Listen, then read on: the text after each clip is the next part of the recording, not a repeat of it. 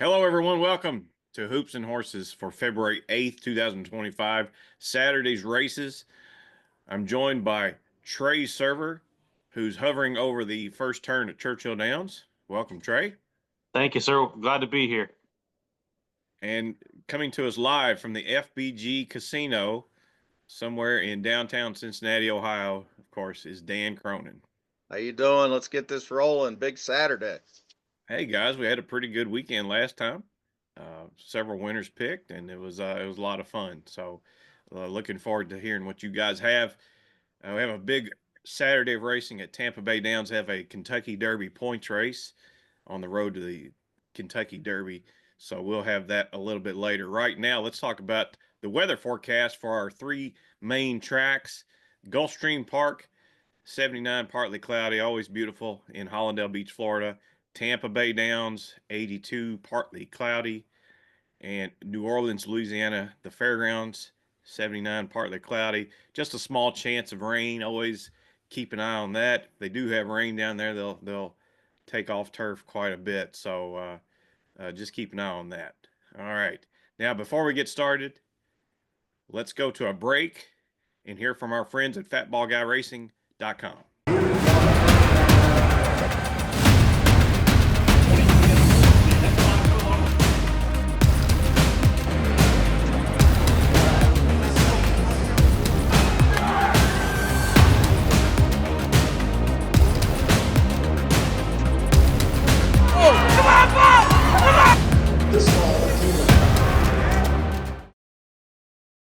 Okay, welcome back to Hoops and Horses.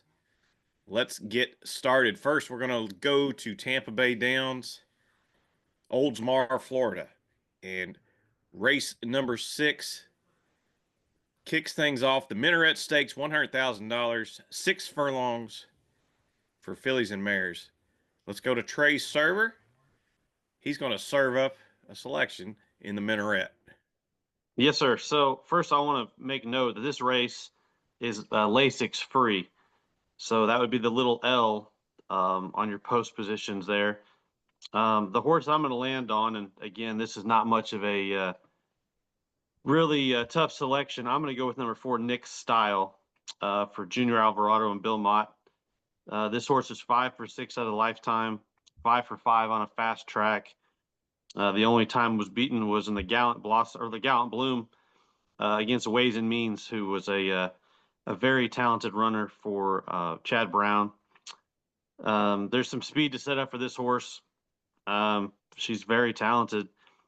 This, if it's true, they bought this horse for $25,000, and this horse has made over $328,000. So a very nice purchase by these connections, and I don't see any reason to bet against her. The only other horse in the race might be Dazzling Blue for Juddmont, but this horse seems to be a little bit of a hanger and hasn't won that I can see, or at least it broke its maiden Lasix free, but hasn't won since then. So I'm going to stick with Nick Style, and if you're looking for a horse to maybe spruce up the exotics, I'm going to the rail, Opus 42 for Arnaud Delacour. The horse is 3 for 4 at Tampa. Was overmatched last time in the Royal Delta, but won the Wayward Lass. And if you go back this time last year, won the Gasparilla Stakes on this weekend. So if you had to tell me to pick one, I'd say 4-1 in this race. Okay. Yeah, Nick Style, I think, didn't she scratch out of the Philly stake on Pegasus Day? Yes. I thought she had a big chance there. So likewise, I think this is a much easier spot, and I think she's probably a stone cold single there. So moving right along, now we're going to go to race number 7, maiden special weight, 1.40 miles is the distance, and this is on the dirt. Let's go to Dan Cronin. Dan, tell us who you like here in race number 7. Well, I'm going to take Trey's horse, and I'm going to take the 8 horse in that 6th race, Mayuchia, as a flyer because she's got 290 buyer numbers in her past and 1 start since might be to get ready and might be 6 or 7 to 1. So I'm going to take those two into the horse I like in daily doubles, and that's Candy Town, the 1 for Todd Pletcher here, going a mile and 40 yards. Got the rail, got BJ Hernandez, so we know he's probably not going to come off the rail. And I think this horse has got enough speed to be 1, 2, 3 out of the gate. I like the fact that Pletcher took him off the turf and said, well, the number was good enough, only got beat a half a length by a solid horse, Super Times. The works are really good, and there's no telling how good he is yet. But if he improves a little bit and runs an 81, 82, something like that, he's got a huge chance to win. 6 to 1 is a great price. I know all the money is going to come in on the other Pletcher because of Irad Ortiz. I don't bet on Pletcher going long first time out. He's 10%, 11%. That's way below his normal output, which is 22 to 25%. I'm not taking him at 6 to 5. So maybe this justify the 3 weekend and whiskey's that good, but I'm not seeing that on the workouts. So we'll see. I like Candy Town at 6 to 1 in a really tough race, but I love the price. I love the fact that they're going to bet on these 2 first-time starters, Chad Brown and Todd Pletcher, and my horse should be nice and dead on the board and overlooked. And if we can get lucky in the double and beat Nick Style with the 8, that double might pay $100. So I'm going to take those 2 into Candy Town, and then if I'm not alive, bet on Candy Town. But I think you're going to get every bit of 6 to 1. Interesting pairing, Brian Hernandez Jr. going for Todd Pletcher. I don't know if I've ever seen that very often. I'm looking at their stats here. They have paired up twice in the last year, but with no success. But Hernandez loves that rail, so he should get the best of trips, I think, for Candy Town. Just out of curiosity, any information on the 8 horse, the $1 million purchase for Bill Mott? Not for me.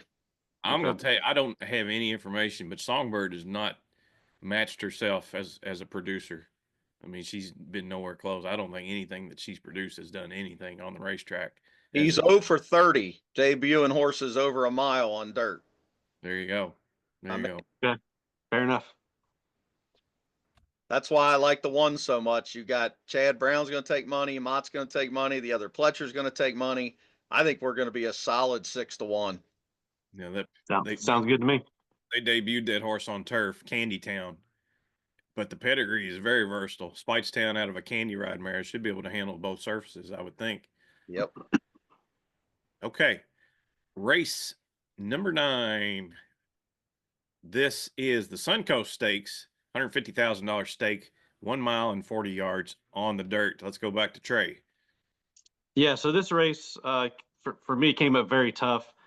But I was looking at number 3, Italian Soiree, for Flavian Pratt and John Terranova. They're going to put the blinkers back on for this horse. And the horse broke his maiden by 5 at Aqueduct. Then they turned around and ran him in the Adirondack Stakes at Saratoga and ran second to the Queen's MG, who at the time was one of the best-looking 2-year-olds that had won at Keeneland and came back and dusted the field in this race. Then they went to the grass, which I'm not, maybe pedigree, which you might be able to help me out there, but they ran in the Talma at Woodbine and then the Jessamine at Keeneland. Didn't necessarily do too bad, only got beat by 3 and 2 lengths. And then for me personally, I think maybe they thought, okay, you know what? We're not going to make the Breeders' Cup. There's really no reason to push this horse over the winter. So they took her time. She's been stationed down in Tampa. Has some nice solid works. I'm going to give her a shot. Like I said, there are some other horses in here that are proven just to her outside. Her Laugh has been impressive in 2 starts.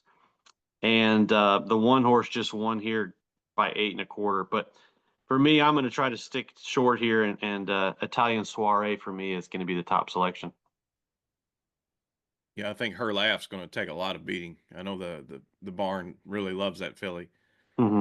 Yeah, she broke her maiden at first asking, then turns around and wins a stake for Whit Beckman and then you get a Red Ortiz. That filly's going to take a lot of money too. So, nice alternative with Italian Soiree. Let's go now.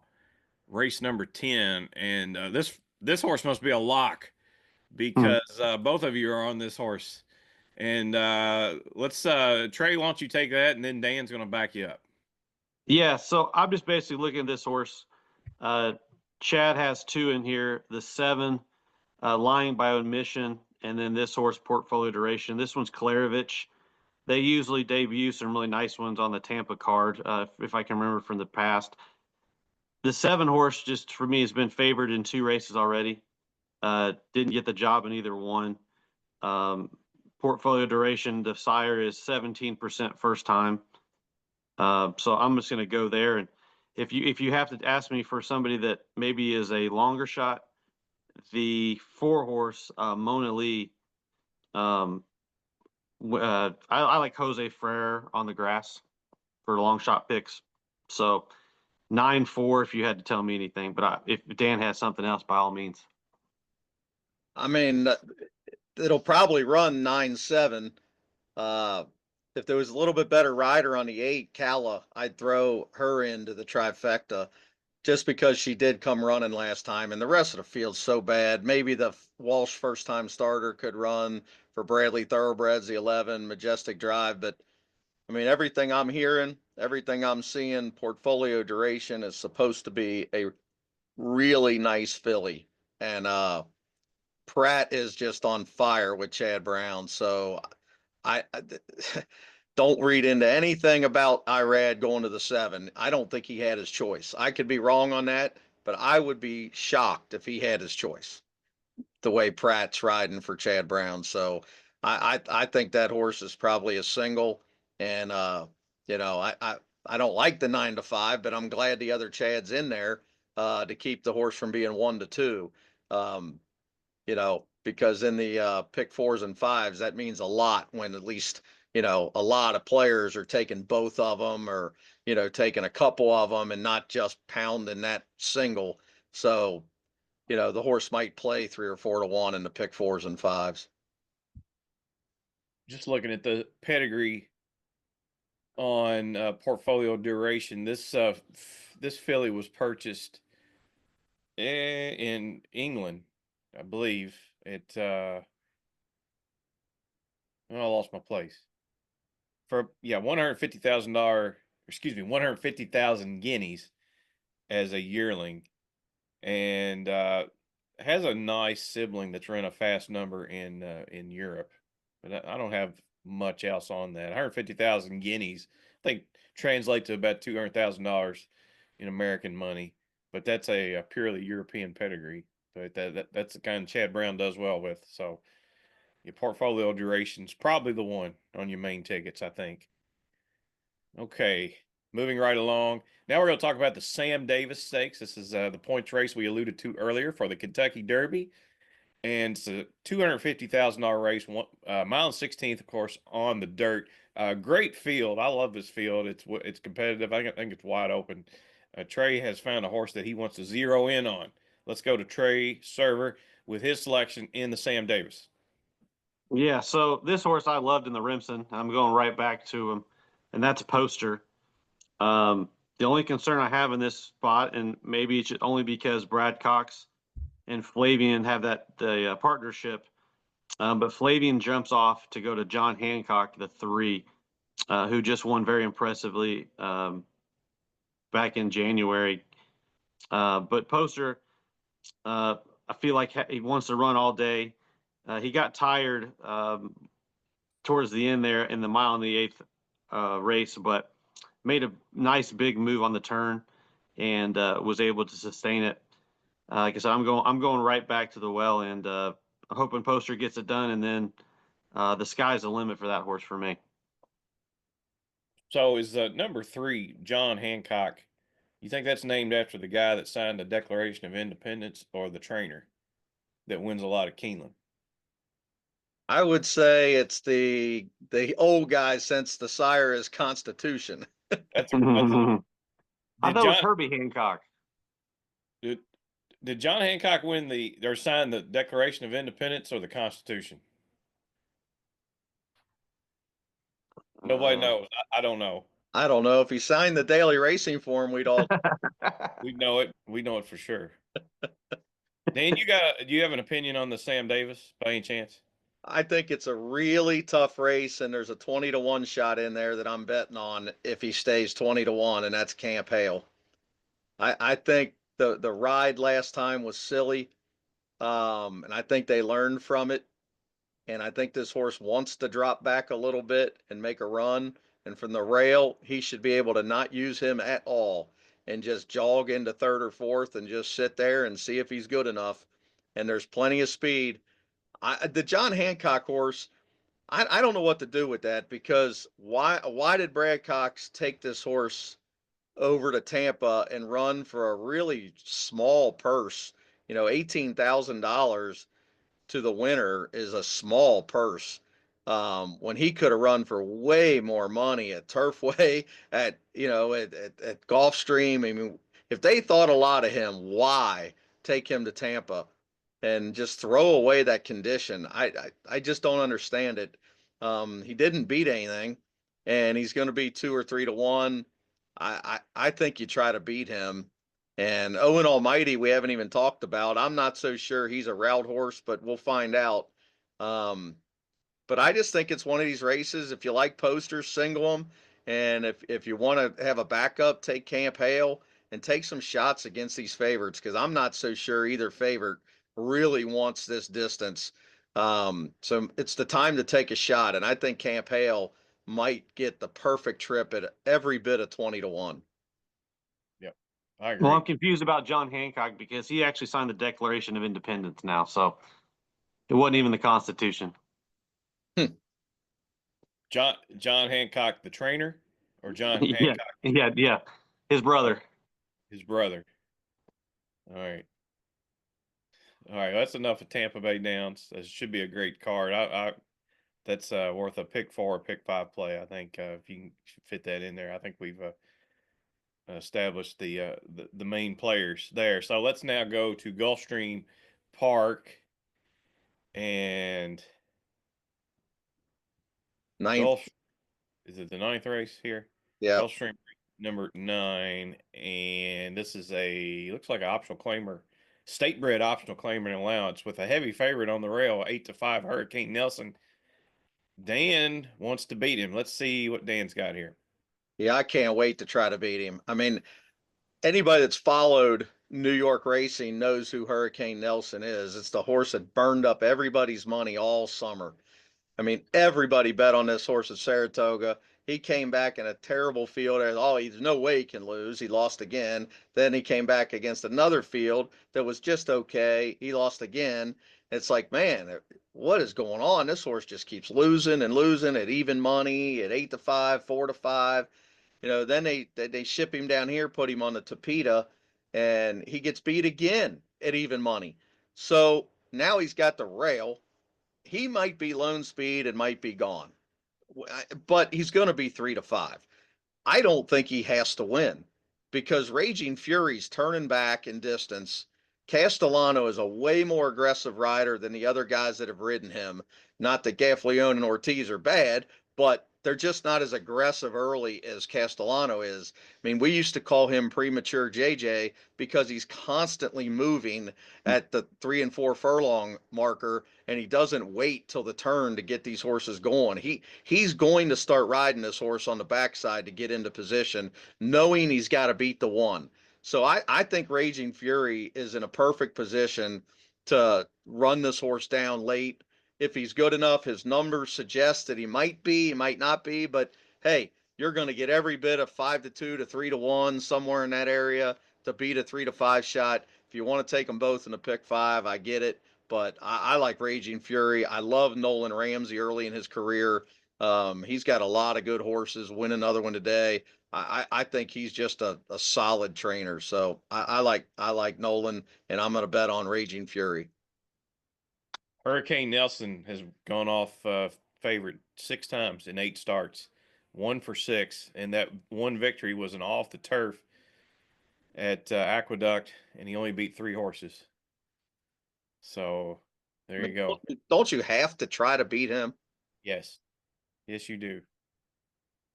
All right. Now we're going to go to New Orleans, Louisiana. This is race number 4. And we're looking at another optional claimer, A other than 6 furlongs on the dirt. And a familiar face around here is a horse that Dan likes here. So tell us about this one, Dan. Yeah. First of all, I'll be surprised. These morning lines have been a little weird lately. I'll be surprised if Dapper Moon's 2-1. I think the Jose Ortiz horse is going to go favorite, but I like Dapper Moon. I just think the horse going 6 furlongs is going to sit a length or two off, cut that corner, and make his run. And I just think he's got more class than these horses. I mean, he's running the Breeders' Futurity, the Street Sense, the Kentucky Gold Jockey Club, the LeConte. I mean, maybe there's something wrong with him. I don't know, but I just throw slop races out going 2 turns. Who cares how he ran there? I just know it's, he's win 2 races. He's in a conditioned race, and I just think he's just better than these horses. And the only horse that I would even give a chance to is Little Muggs, the 6, the Jose Ortiz horse for Greg Foley, who I bet my butt on last time. And he looked like he couldn't possibly lose turning for home. And he just hung like a cheap suit and just would not go by a very, very average horse. And he didn't run fast. He ran a 72. And I don't like horses that numbers are going the wrong way as they're maturing. I mean, 79 to 73 to 72, as he's getting older, bigger, and stronger, that don't bode well. So I think they're going to bet him because Jose Ortiz gets bet off the board every race. And I think we're going to get every bit of 2-1, maybe 5-2 on Dapper Moon. I'm betting big on Dapper Moon if I get anywhere near that price. All right. Sounds good. Now, that's enough horse racing for this week. Now we're going to switch gears and we're going to talk a little basketball. And we've got 2 games we want to talk about. First, I could probably do this for Dan. Oregon at Michigan State. I know how you feel about Oregon, but Michigan State, fresh off a tussle with UCLA, as I recall. But I'm guessing that you're against the Beavers this time. What about what say you? Yes, I think, and I've thought for a month that they're the most overrated team in college basketball. They are just not that good. They're not. They don't shoot it very well. Their guards are just okay. Their big guy's a kind of a slow, lumbering guy that was dominating a bunch of mid majors. I don't know how they won some of them games in December that they won because they got 8 quad 1 wins. But when you really break them down, they got a couple decent wins, but they're not that good. They're getting exposed now. They're 5-7 in the Big Ten. They're dropping like a rocket. I wish I was allowed to give out my brother's team, and I would have, because I thought they were going to murder Oregon, and they did. Michigan State's not great, but they play way better at home, and man, do they rebound. And I got a funny stat since we're on the air that you guys will love. I saw on Twitter the other day when UCLA played Michigan State. UCLA shot under 35% from the field, under 20% for the 3-point line, and got out rebounded by 17. How many consecutive teams lost games with those 3 stats? 354 consecutive games. I believe it. I believe Yeah. it. I mean, they're the only team in 354 teams that actually won the game. And it's just because Michigan State didn't play well either. They couldn't make a shot, and UCLA was playing good defense, and they kept turning the ball over. Well, they're not going to turn the ball over against Oregon. 6.5, I don't think is high enough. I think Michigan State wins this game about 85-70 and cruises to a pretty easy win. Well, last time I checked, they're a duck and not a beaver, by the way. Oh Oh, yeah, that's Oregon State. Sorry. My bad. My bad, Oregon fans. Yeah. yeah. Their government out there didn't make them change it yet. All right. My bad. Sorry. Now, last game, And I don't know, Kentucky keeps popping up every Saturday, and I think we always miss them. I don't think we've gotten Kentucky right yet. So No. South Carolina travels to Kentucky. Now, if this game were vice versa, I'd be all over South Carolina to cover a spread. I think because they're really tough at home. Now going to Lexington to play, I'm not so certain. But let's see what you got to say about this, Dan. Well, I'm hoping that Butler plays, but I'm more hoping that Pope and some of the former players have got on these guys about how bad their defense has been lately. The guard play and just allowing guards to get to the rim at will every game, the last 5, 6 games, giving up 90 points every game. You just can't do that and win. And I think getting home, playing a team that's just okay, I think they can right the ship and pull away and win. Now, if Butler doesn't play again, I don't know if I would bet this game or at least tease it down to 4 or 5 points or something. That's the good thing about all these places now. You can hit alternate spread. A lot of guys will say, well, you don't even know what the spread was and you were off by a couple points. I'm like, dude, it's one button away. All you got to do is hit alternate spread and you can take pretty much whatever spread you want. So if you think this is too high, but you really want to bet on Kentucky, you can bet on them at 6.5, at 4.5. You just got to pay more juice, but you could still bet on them. It's not that hard these days to do that. So depending on if Butler plays or not, if he plays, I'm laying the 10.5. If he doesn't play, I'll probably tease it down some, but I'm not betting on North Carolina because I think Kentucky will score 90 to 95 points, and I don't think South Carolina, even with Kentucky's bad defense, I don't think they can possibly score that many points.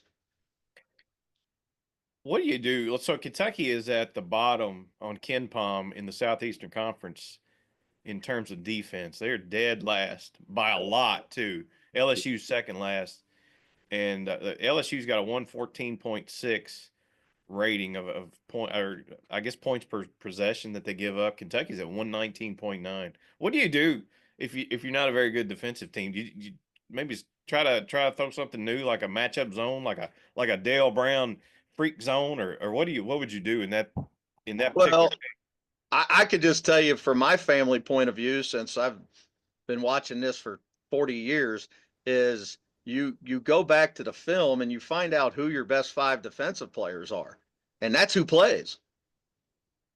If you're not going to play defense, you don't play. I don't care how good you are on offense, you're not playing because we'll get the 75 points with the talent we got. UK doesn't need to play their offensive players. They got plenty of them. They need to play Right. who's willing to sit their butt down and guard somebody. And if they're not willing to do it, don't play them. And the guard play has been so bad the last few games. And I know that Butler's been out, but man, just because he's out don't mean the guys that are playing just don't try to guard anybody. I mean, you gotta try to guard. And to me, that's on Pope. He's allowing it. And I know they want to play fast, but you got to make teams shoot the ball and you got to rebound. You can't give them layups and dunks and free throws, and that's what they keep doing. And I'm hoping that he busted on them in practice and said, "This is enough of this. If we want to make a run in the tournament, we have got to start sitting down and guarding."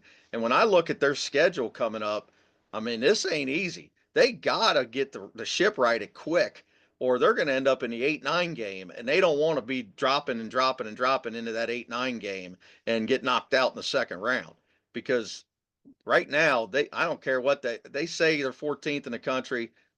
There's no way they're 14th right now. They are dropping and dropping and dropping in everybody's eyes. And you think the committee's not watching?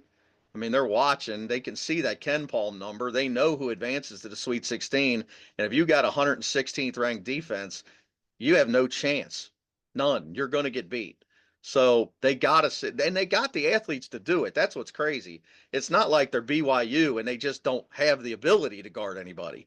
They've got the ability to guard people. They got rim protection. There's no reason why these guards can't keep people in front of them. It's just a matter of being willing to do it. And Pope's got to make sure they do it. And if they get beat, he needs to yank them out and put somebody in that's willing to do it. And I'm hoping that's what happened in practice because they got to be staring at that film going, wow, 90 again, 100 again, 96 again. I mean, how many times can you do this before you'd make an adjustment? Well, Right. word on the street is he destroyed the locker room at halftime. and he owes them some money for some stuff that he broke. So they played better in the second half. So I'm hopeful that he lit a fire into their ass and they'll get it together. Because like you said, they keep losing. They're getting in a world of hurt, even to even make the tournament at this point, even with their quad one wins. Yep. And that's where losing Kirk Kriisa hurt them. Even though he's not great, he's a fiery leader, and he turns Mhm. around and screams at everybody and says, "Hey, we got to start playing defense." They need somebody out on that floor that's going to do that. And I think it's got to be Butler. He's the 23, 24-year-old senior. I mean, he's Yeah. got to turn around and say, "Hey, we need to sit down and guard somebody." And usually when he plays, they're a little bit better on defense. So hopefully he plays. I know, like you said, he practiced. So we'll see if he plays. Cross our finger there. All right, that's it for our weekly Kentucky Wildcats update. That's all for now. And want to remind everybody, go to fatballguyracing.com and got all the important racetracks across the country, and of course some college basketball selections as well for this weekend. We cannot go any further. We've got to get Super Bowl picks from everybody. Go ahead. Trey, go first. All right. Well, if I'm picking the winner, I'm not going against Kansas City and the refs. They're gonna get the W. It's gonna be a close game. I'm looking forward to watching it because both teams are really good. I hope Saquon Barkley, for his sake, he could get it done. But like I was listening to the people this morning, you don't bet against Tiger Woods, Tom Brady, Michael Jordan, and Patrick Mahomes. So I'm going with the Chiefs. I can't fault you there. I want to take Philadelphia so bad because that's who I want to root for, but I just can't go against Mahomes. If you're and the spread's so low that it's like, I can't take Philadelphia to lose by one. I mean, so you got it to me. You just got to take Kansas City if you're going to play and look at some of them prop bets because some of them prop bets look pretty cool. So I'm going to be zeroing in and asking our guy on the WhatsApp, Eric. Yeah, We'll be asking him. he's got a podcast called Eric T of T21 Sports. If anybody wants to check that out. Yeah, for all his prop bets. Yeah, I kind of like Jalen Hurts for two tush pushes for touchdowns. I'll give out one prop bet. Tails never fails. If I can knock out the coin toss, I may go to bed early. The over on the national anthem. There you go. There you go. All right, that's it for this Saturday. Good luck to everybody. Have a happy Super Bowl. Hope you cash a pick 4, pick 5 at Tampa Bay. Fatballguyracing.com. That's Dan Cronin. And then Trey Server, Pharmacist to the Stars. I'm CC Broadus, reminding you that gambling money ain't got no home.